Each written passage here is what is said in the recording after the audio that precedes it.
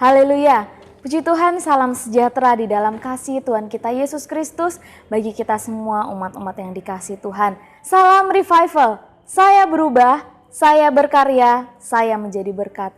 Puji Tuhan Bapak Ibu Saudara yang dikasihi oleh Tuhan. Hari ini kita bersyukur, kita bersuka cita karena kita boleh kembali diberikan kesempatan oleh Tuhan untuk terus mendengarkan apa yang menjadi isi hati Tuhan, suara Tuhan untuk setiap kehidupan kita. Dalam renungan 79 hari ini, kita percaya kita akan diberkati dengan kebenaran firman Tuhan. Kita sama-sama membuka Alkitab kita di dalam Amsal pasal yang ke-30 ayat yang ke-14.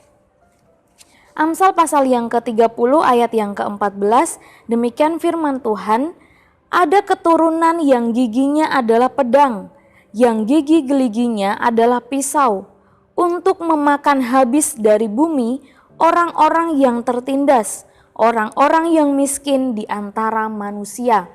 Saya memberikan tema renungan hari ini yaitu gigi pedang. Bapak Ibu Saudara yang dikasihi oleh Tuhan, jika kita perhatikan di dalam renungan kita 79 ya, baik kemarin juga hari ini, kita telah sampai kepada suatu bagian dalam kitab Amsal yang membahas tentang 4 generasi jahat atau jenis-jenis orang yang jahat. Ya, dari ayat yang ke-11 sampai ayat yang ke-14. Dan hari ini kita akan membahas tentang generasi jahat yang keempat, yang terakhir, yang ditulis oleh kitab Amsal, ya, pasal yang ke-30 ini, ayat yang ke-14. Dan mari kita melihat apa yang menjadi pelajarannya untuk setiap kehidupan kita umat-umat Tuhan. Mari kita perhatikan ayat renungan kita hari ini. Di bagian A di sana dikatakan ada keturunan yang giginya adalah pedang, yang gigi geliginya adalah pisau.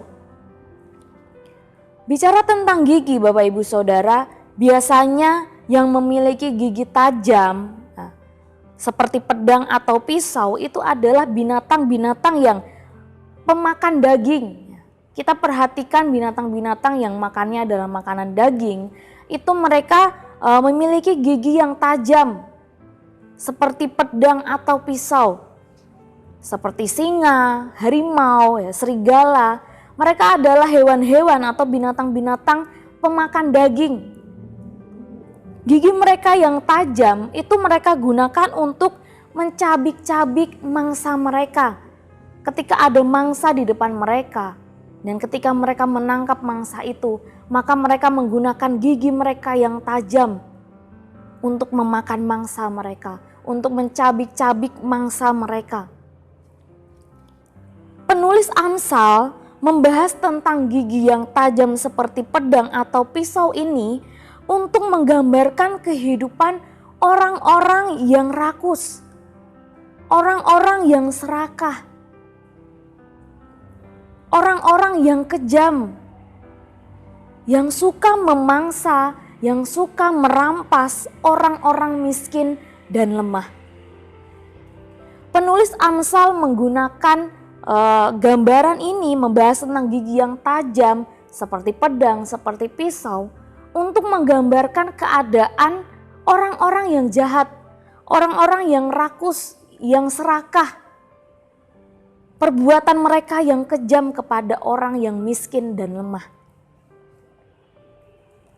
Rakus atau serakah itu adalah sifat atau rasa ingin memiliki lebih dari apa yang sudah dimiliki.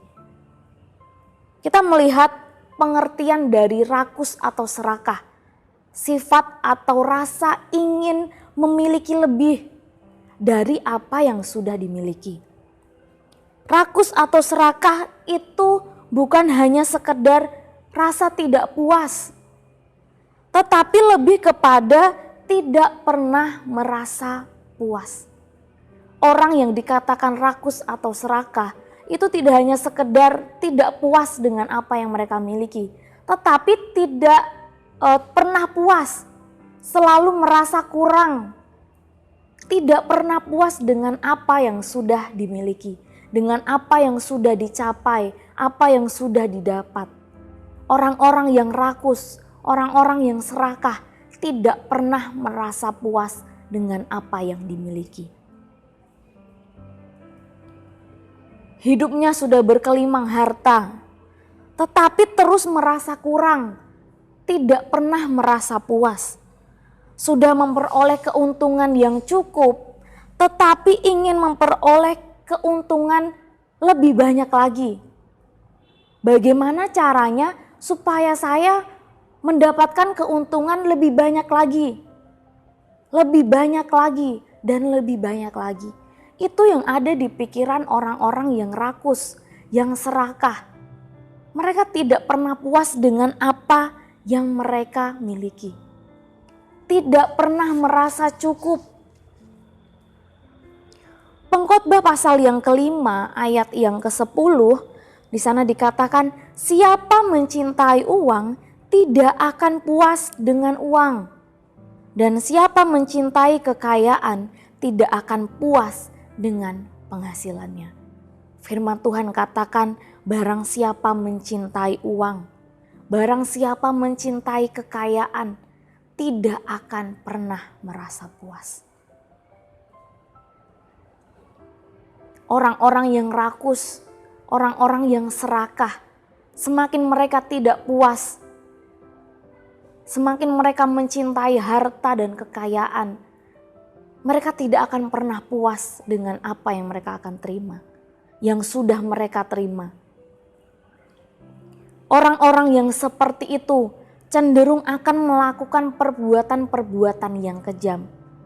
Orang yang rakus, yang serakah, cenderung akan melakukan hal-hal yang jahat, yang kejam, demi memperoleh apa yang dia inginkan. Rela melakukan segala cara demi memperoleh apa yang dia inginkan. Kalau dia belum merasa puas dengan apa yang dia miliki, dia akan berpikir bagaimana caranya saya mendapatkan ini dan itu, keuntungan yang banyak dari usaha saya. Sehingga orang-orang yang rakus, yang serakah, mereka akan menghalalkan segala cara. Demi apa? Demi memperoleh apa yang mereka inginkan. Karena rakus, karena serakah. Tidak peduli apa yang mereka lakukan itu merugikan orang lain atau tidak. Tidak peduli apa yang mereka lakukan itu menginjak-injak hak orang miskin atau tidak. Tidak peduli. Siapa yang mau bergaul dengan orang yang demikian? Tidak ada.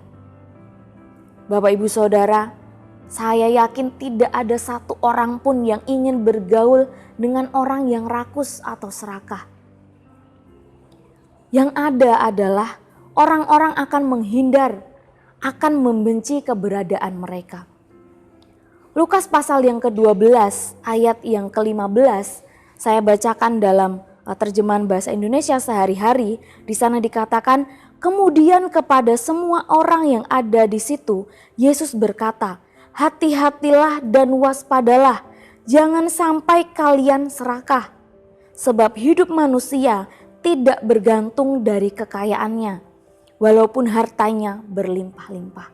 Suatu nasihat dari kebenaran firman Tuhan. Yesus sendiri katakan, hati-hatilah dan waspadalah, jangan sampai kalian serakah.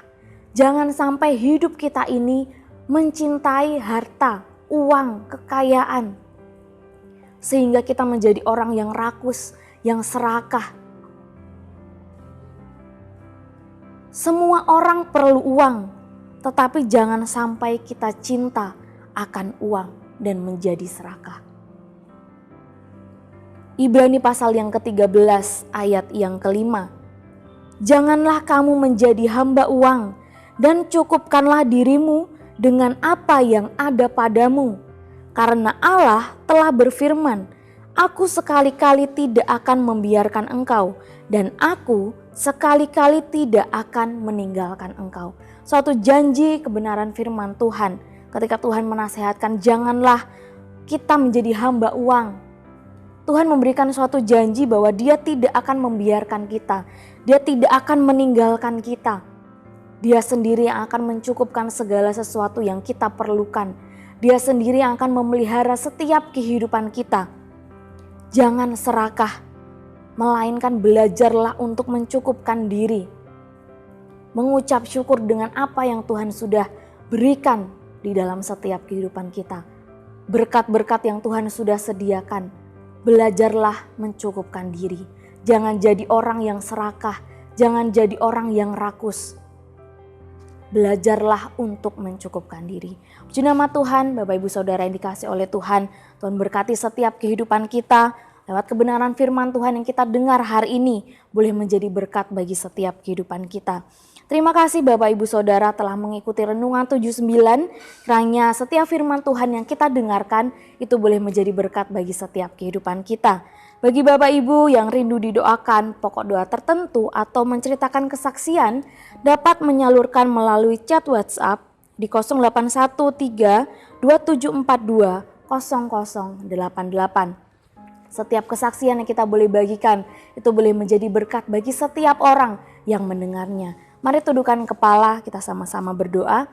Terima kasih Tuhan, kami mengucap syukur atas kesempatan yang masih Engkau beri dalam hidup kami untuk kami mendengarkan suara Tuhan, apa yang menjadi isi hati Tuhan untuk setiap kehidupan kami. Hari ini kami belajar untuk mencukupkan diri, kami belajar untuk mengucap syukur dengan apa yang Tuhan sudah berikan di dalam kehidupan kami. Kami belajar untuk tidak menjadi orang yang rakus, yang serakah, melainkan mengucap syukur, mencukupkan diri dengan apa yang ada dalam setiap kehidupan kami. Terima kasih Tuhan. Ya Tuhan Allah, penuhilah hidup kami, keluarga besar Gabriel Syadai Magelang dengan kebenaran, damai sejahtera, dan sukacita oleh Roh Kudus. Kami mengucap syukur di dalam nama Tuhan Yesus Kristus. Haleluya. Amin.